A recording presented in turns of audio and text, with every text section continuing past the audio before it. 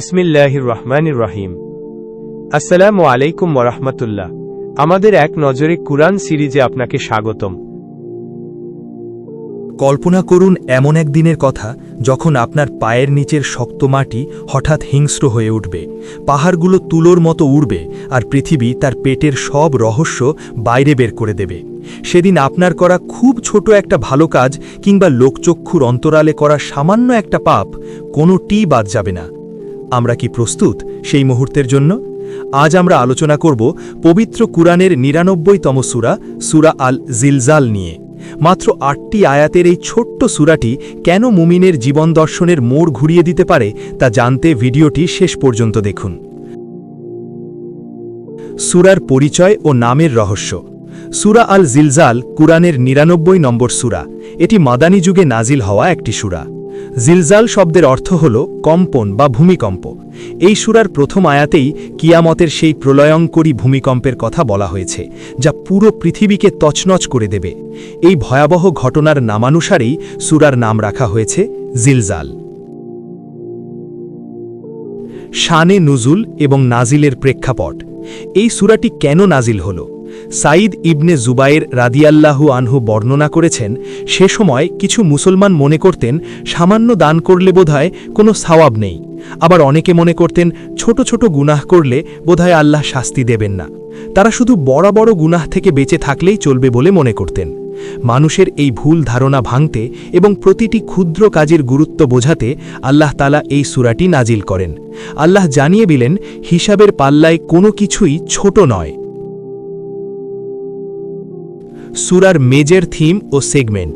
পুরো সূরাটিকে আমরা ৩টি প্রধান ভাগে বা সেগমেন্টে ভাগ করতে পারি।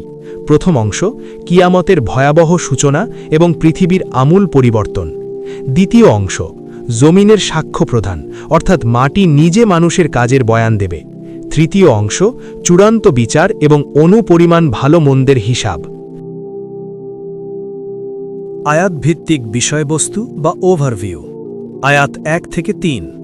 আল্লাহ বলছেন, যখন পৃথিবীকে প্রচণ্ডভাবে কাঁপানো হবে, মানুষ তখন ভয়ে আর্তনাদ করে বলবে, পৃথিবীর আজ কী হল?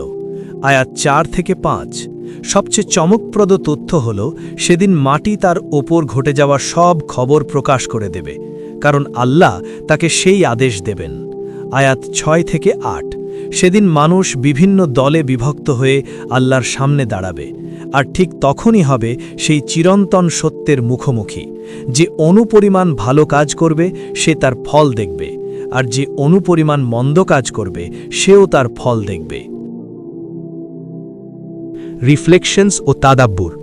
এই সূরার মূল কথা হল স্বচ্ছতা ও জবাবদিহিতা।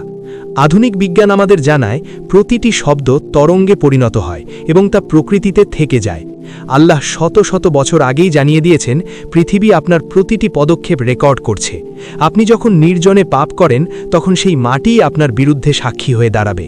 আবার যখন নির্জনে আল্লাহর ইবাদত করেন, এই মাটিই আপনার পক্ষে সুপারিশ করবে। এটাই হল সূরার গভীরতম রিফ্লেকশন। সূরার গতিপথ ও সেন্ট্রাল থিম। সূরার শুরুটা হয়েছে এক মহাপ্রলয়ের ধ্বংসলীলা দিয়ে, আর শেষটা হয়েছে মানুষের ব্যক্তিগত আমলনামার সূক্ষ্ম হিসাব দিয়ে।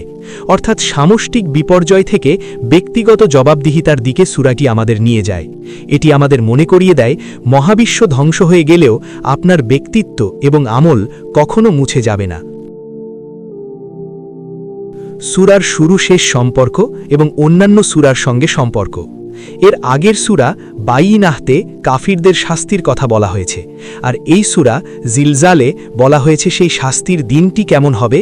সূরার শুরুতে ভূমিকম্পের যে অস্থিরতা, শেষে আমলনামার সূক্ষ্ম হিসাবে এসে সেই অস্থিরতা এক চরম সত্যে রূপ নেয়।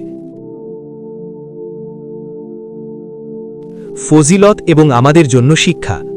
রাসূলুল্লাহ সাল্লাল্লাহু আলাইহি ওয়াসাল্লাম বলেছেন, যে ব্যক্তি সূরা জিলজাল পাঠ করবে তাকে অর্ধেক কুরআন পাঠের সমান সওয়াব দেওয়া হবে। শিক্ষা। ১.